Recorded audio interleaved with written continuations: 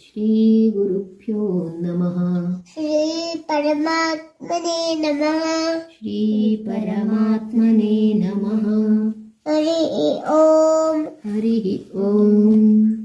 राजवेद्या राजगुह्य राजविद्या राजगुह्य योगो नाम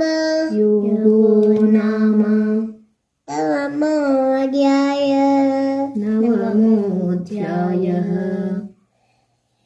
श्रीभगवानुवाच श्रीभगवानुवाच इदं तु ते गुह्यतमम् इदं तु ते गुह्यतमम् प्रवक्ष्याम्यनसूयवे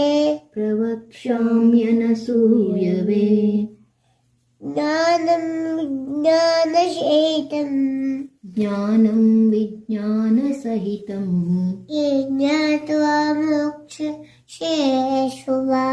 यज्ञात्वाक्षी निवासः शरणं सुहृत्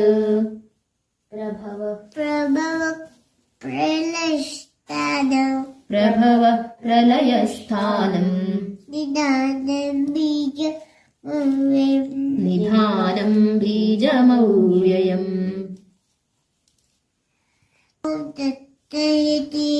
ॐ तत्सदिति श्रीमद्भगवद्गीता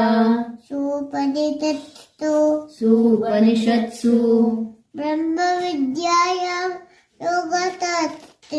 ब्रह्मविद्यायां योगशास्त्रे श्रीकृष्णार्जुनसंवादे